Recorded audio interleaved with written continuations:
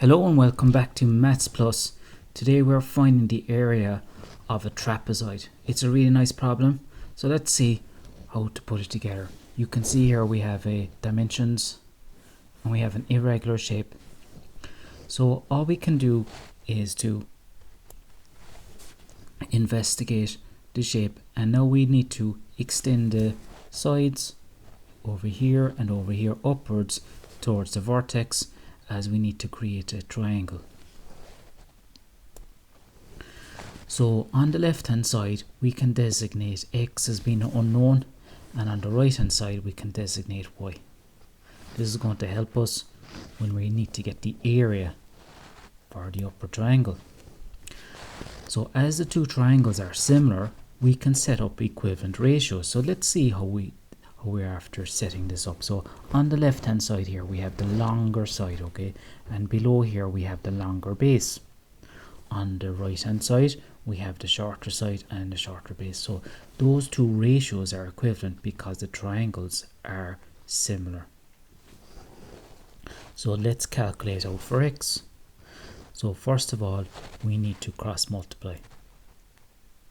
So the 78 will multiply up and the 104 will multiply up as well to the right. Alright, so after multiplying up we will have this linear equation, and you can multiply and distribute your multiplication in here onto your brackets, and we'll get 78x minus 780 is equal to 104, and I'm going to help you solve this now. So we have 104 minus 78x, which is 26x,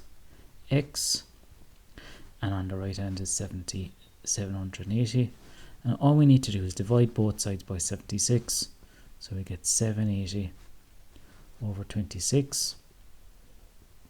So let's divide that in, use your calculator, and we are going to get x is equal to 30. So a nice number to round up to, and that's the first part completed. Okay, so we have a similar process to undergo for solving for y. So let's have a quick look at how we got all of these ratios. So again, on the right hand side we have y, which is the line up here, plus the 24 down here, you see. So we're going to get the long side, right hand side, and the longer base again. Going to reuse that one, and then on the right hand side, you've guessed it, we have the shorter right hand side and the shorter base. So those two are equivalent ratios because they're similar triangles. Again, let's calculate it out, and we cross multiply. That's already done. So let's work out the final part. So we're going to subtract 104y from with 78y, and again we will get 26 as the difference. Let's write it on the right hand side. Okay, and we have 1872. So y is equal to 1872 divided by 26. So let's get our calculator and work it out, and we will get y is equal to 74. So again, a whole number, which is nice. And now let's see where we are in the overall picture. So we have the left hand side value x, the right hand side value y, and we have the outer sides, okay, which are going to be 40 and 98 when we add in the 10 plus the 30, which is down here, and the 24 plus the 74 is the 98. So we have all the information we need now for the sides. Alright, so if we're getting the areas, we need to look for an overall plan, and the plan would be to get the outer area of the triangular form configuration and get the internal one and subtract them to get the area of the trapezoid. So that's our plan, and let's see, can we execute our plan. Alright, so this part looks a bit tricky, but it's not so bad really, because we have the three sides and we have to find the angle. So if we're finding the angle with three sides, we can adopt the cosine rule. So let's assign the sides for A, B and C. So A will be the 78 So we can start off, we look at the formula a squared is equal to b squared plus c squared minus 2bc cos a. So let's start off 78 squared is a squared. The b and the c are the two sides on the flanks of a, so we can say 30 squared plus 74 squared minus 2bc, which is 30 by 74 by cos of a, which is the unknown. So let's work all this out really quickly. So when I work out the 78 squared, I get 6084. Get the 30 squared is 900. That's an easy one. And then the next one is 74 squared. So we're going to get 5476 there. And minus 2, 30 by 40, that's 4440 cos A.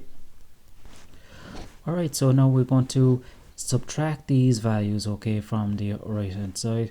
So we're going to bring them all over. So we're going to get 6084 minus 6376. And then we divide it by minus 4440. I'm repeating myself here, but those are the numbers. Alright, so all we have to do now is get the cos inverse of the left hand side, and when we get the cos inverse of the left hand side, we're going to get minus 292 over negative 444. Again, I'm repeating myself, is equal to a. So let's work that out with your calculator. So we're going to have a is equal to 86 degrees. We just round it to the nearest whole number. Okay, so let's go on to the next section, because we're going to use this to get our areas. Alright, so we have our area formula here from the log table. It's a half AB sine C. So this is a great formula to use because we can use an angle and two sides. So let's look at the information we're going to use here. We can use the smaller triangle information, and let's put all this together. So the smaller area will be a half by 30 by 74 by sine of the internal angle, which is sine of 86. So let's work this out to one decimal, and we will get 1107.3 units squared.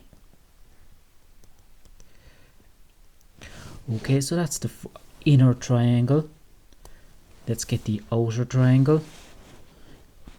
So this one has a same formula but a different input. So it's a half by 40 by 98 by the same angle as its concentric, and it's going to be 86 degrees.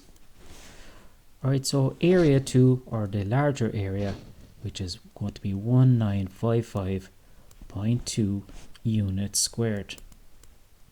Okay, so this is awesome because we have all the information we need now to get the area. So we got to go back to our plan. Let's look at our plan now. So we have our values, and we have the plan, which is going to be executed perfectly now because we have the outer area minus the inner area is equal to the trapezoidal area. So well done, folks. We've completed another problem, and we have the area is going to be 848 units squared. So if you enjoyed the video, give a thumbs up and subscribe please, and thank you for watching.